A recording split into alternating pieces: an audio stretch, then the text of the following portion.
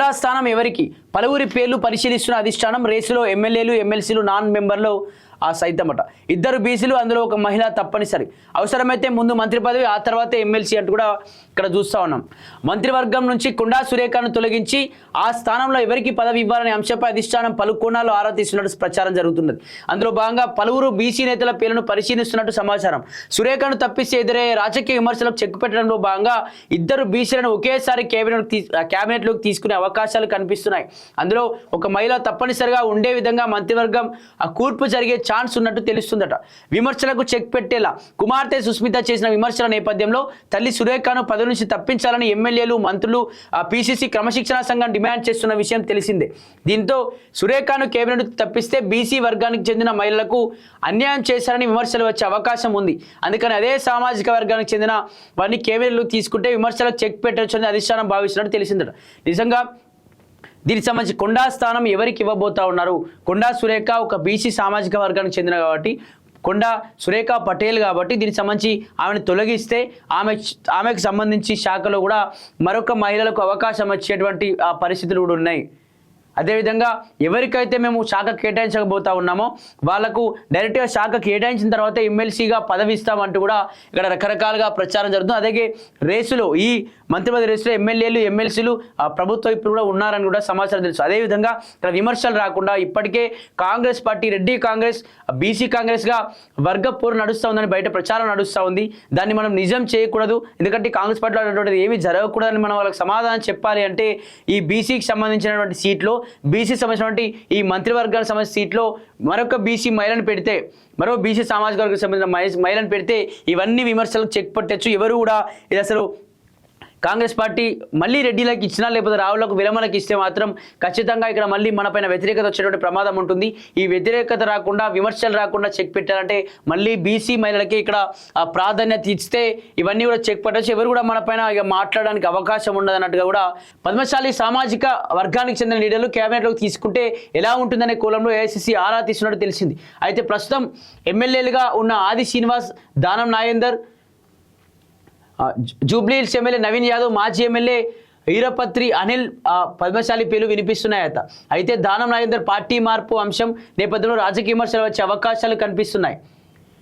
దీనికి సంబంధించి పద్మశాలి సమాజానికి సంబంధించిన లీడర్లు ఆ కేబినెట్లోకి తీసుకునేటువంటి ప్రయత్నాలు కూడా జరగబోతున్నాయట. దీనికి సంబంధించి పద్మశాలి విషయానికి వస్తే అయితే ప్రస్తుత ఎమ్మెల్యేలుగా ఉన్న ఆది శ్రీనివాస్, దానం నాగేందర్ వీరిద్దరూ ఆ మున్నూరు కాపు సంబంధించిన వ్యక్తులు. అదేవిధంగా మాజీ ఎమ్మెల్యే ఈరపత్రి అనిల్ పద్మశాలికి సంబంధించి జూబ్లీహిల్స్ ఎమ్మెల్యే ఒక యాదవ్ సమాజానికి సంబంధించిన వ్యక్తి కాబట్టి వీళ్ళకి ఇచ్చే అవకాశం ఉందా, లేకపోతే దానం నాగేందర్కి ఇస్తే మాత్రం ఇతను పార్టీ మారాను కాబట్టి మళ్ళీ విమర్శలు ఎక్కువ ఇక్కడ ఇబ్బంది జరిగే ప్రయత్నం ఉంది అని చెప్పేసి కూడా ఆ రకంగా కూడా ఆలోచించినట్టు. అదేవిధంగా మహిళ తప్పనిసరి ప్రస్తుతం కేబినెట్లో మహిళా మంత్రులు కొండా సురేఖ, సీతక్క మాత్రమే ఉన్నారు.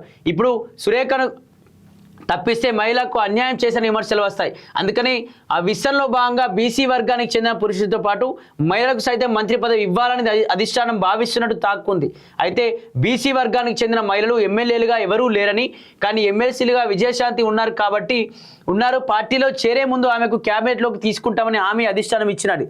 ఆమె సన్నిహితులు చెప్తున్నారు. కానీ విజయశాంతికి మంత్రివర్గంలో తీసుకోవడంపై సీనియర్ నేతల నుంచి విమర్శలు వచ్చే అవకాశం ఉంది. అందుకని ఇతర బీసీ వర్గాలకు చెందిన మహిళలకు ఆగోల లలిత మున్నూరు కాపు, మహిళా కమిషన్ చైర్పర్సన్ విజయలక్ష్మి మున్నూరు కాపు, నేరెళ్ల శారదా గౌడ్ పేర్లు పరిశీలిస్తున్నట్టు తెలిసింది. అయితే బీసీ కోటాలో ఎవరు ఊహించని కొత్త వ్యక్తుల పేర్లు కూడా ఏఐసీసీ పరిశీలిస్తున్నట్టు సమాచారం. దీనికి సంబంధించి మహిళనే తీసేసాం కాబట్టి మహిళల పేరుతో మళ్ళీ ఒక మహిళకే మంత్రి పదవి ఇస్తే బాగుంటుంది. ఎందుకంటే ఇప్పటికే సీతక్క, కొండా సురేఖ ఇద్దరు మంత్రులుగా ఇచ్చాం. ఇప్పుడు ఓన్లీ సీతక్కనే మిగిలిపోతుంది కాబట్టి మరొక వీళ్ళకి మహిళలకు కావచ్చు, మహిళలోని ఆ బీసీలకు న్యాయం చేయాలంటే మరొక బీసీ మహిళలకు ఇవ్వాలి. కాబట్టి ఈ బీసీ మహిళలో ముఖ్యమైనటువంటి వాళ్ళు ఎవరైతే ఇప్పుడు ప్రజెంట్ మహిళా కమిషన్ చైర్మన్గా పనిచేస్తున్నటువంటి ఆ చైర్పర్సన్ విజయలక్ష్మి కావచ్చు, లేకపోతే గద్వాల్ విజయలక్ష్మి కావచ్చు, లేకపోతే ఇంతకుముందు మహిళా కమిషన్ పర్సన్గా పనిచేసినటువంటి నేరెళ్ల శారద లాంటి వాళ్ళకు కూడా ఇస్తే బాగుంటుంది ఏమన్నట్టుగా కూడా వాళ్ళ పేర్లు కూడా ఒకసారి పరిశీలిస్తూ ఉన్నారట. అదేవిధంగా అజారుద్దీన్ ఫార్ములా జూబ్లీహిల్స్ ఎన్నికల సమయంలో మైనార్టీ వర్గానికి చెందిన అజారుద్దీన్ ముందుగా మంత్రివర్గంలోకి తీసుకుని ఆ తర్వాత గవర్నర్ కోటాలో ఎమ్మెల్సీగా నియమించారు. ఇప్పుడు కూడా అదే తరాలో చట్టసభ్యులు కానీ లీడర్లను కేబినెట్లోకి తీసుకుని 6 నెలల్లోపు ఎమ్మెల్సీగా నియమించవచ్చు. ఏడాది చివరన గవర్నర్ కోటాలో 3 ఎమ్మెల్సీ రిటైర్ అవుతున్నారు. ఆ స్థానంలో మంత్రివర్గంలో తీసుకునే లీడర్లు ఎమ్మెల్సీగా నియమించే వెసులుబాటు ఉంది.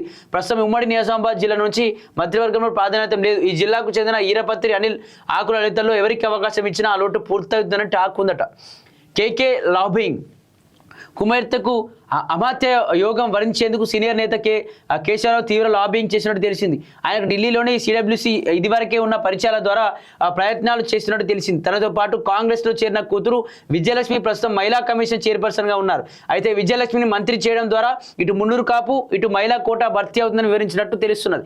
మరి విజయలక్ష్మికి మంత్రి యోగం ఉందా లేదా అనేది చూడాల్సింది. ఇప్పటికే కేకే కూతురు గద్వాల విజయలక్ష్మికి ఇంతకుముందు జిహెచ్ఎంసీ మేయర్గా పనిచేసింది. ఆ తర్వాత మళ్ళీ వెంటనే ఆ పదవి పోగానే ఖాళీగా ఉండకుండా మళ్ళీ వెంటనే ఆ మహిళా చైర్పర్సన్గా కూడా ఇచ్చారు.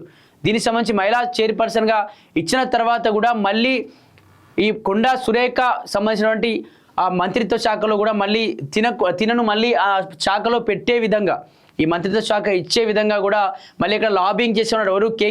కేకేకు ఆల్రెడీ ఏఐసిసి నుంచి పరిచయాలు ఉన్నాయి, ఇక్కడ సిడబ్ల్యూసీ నుంచి పరిచయాలు ఉన్నాయి. కాబట్టి ఆ పరిచయాలకు అనుగుణంగా తన కూతురుకి మంత్రి శాఖను ఇవ్వాలి అంటూ కూడా అతను ఒక లాబింగ్ చేస్తున్నట్టు తెలుస్తోంది. మరి చూడాలి ఎవరికి ఇవ్వబోతా ఉన్నారు.